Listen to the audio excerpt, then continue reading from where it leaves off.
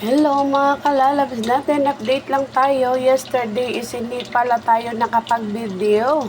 Kasi nga is biglaan na naman pong dito nag-breakfast yung mga anak ni Amo na nandyan sa taas ay ang problema, hindi sila nagsabi. Kaya si Jovita is nagpandalas kahapon. Kaya yan, hindi tayo nakapag-update. Ay po, trigis namatay ang apoy. Ayan. Ito lang yung ating recipe for today. Yan, kasi sila lang ulit dito. Yan. And then here, yan, nagawa ako ng baksamat na toast bread. And then this, yan, ready. Yan. Yan natin itong, kay tatay ang isa. Ang malit-liit kay tatay. Yan. Yan lang ating recipe for today. Yan ang soup. Red soup. Yan. Ito lang. Isang soup na kalat. Yan lang ating recipe for today mga kalalabs natin. Ayan na nga. Tapos na tayong magluto. Ready na tayo ng placemat sa loob. And then, ready na sa kanilang food. Kasi at 6 p.m. is starting to eat na ang mga amo. Kaya yan, need natin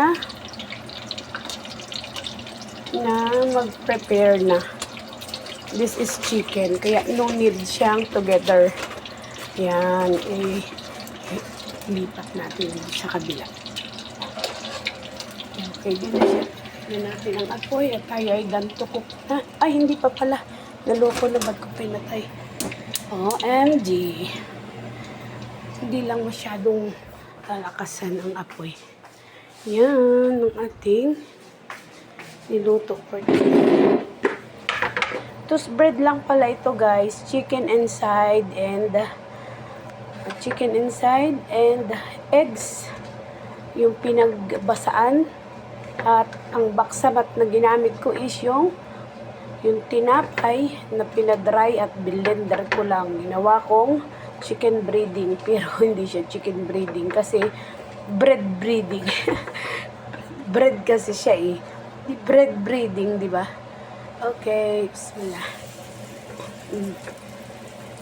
3 peraso lang siya kasi wala na kaming iba.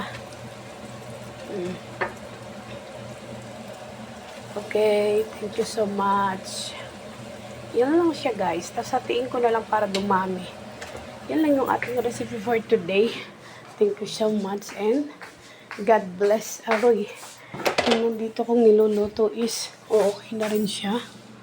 Ayan na. Okay na siya. Sa down na lang, down. Okay, down.